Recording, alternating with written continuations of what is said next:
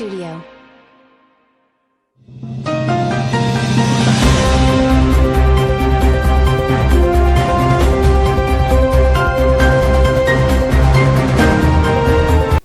waxaan baaq taageero halkan uga dirayaa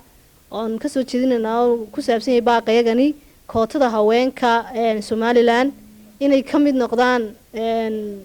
xildhibaanada golaha deegaanka iyo kuwa wakiiladaba ma jirto wax u diidayaa waxaan leenahay haweenku iyagu ha istaageeraan oo ha support gareeyaan oo ha soo saaraan golaha sharci dejintana waxaan leenahay kootada haweenka ha ansixiyaan ma jirto wax u diidayaa haweenku inay ka mid noqdaan roolka siyaasadda ama maamulka Somaliland sida daraadeed xisbiyada qaranku ha taageeraan haweenka kootadooda oo iyagu ha ka shaqeeyaan taasaan iyaga xisbiyada qarankana ku bogaadinayna ku baaq dheer ugu diraynaa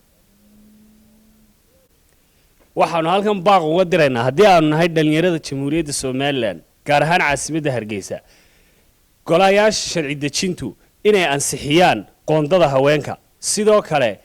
xisbiyada qaranka jamhuuriyadda Somaliland inay taageeraan qoondada haweenka ee jamhuuriyadda Somaliland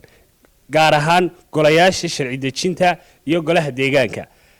si ay ka warqabnaba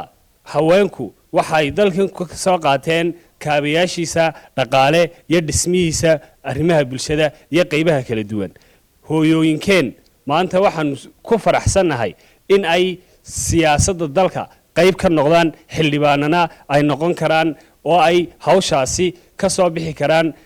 dalkana ay wax u qaban karaan sidii ay horeba ugu soo qabteen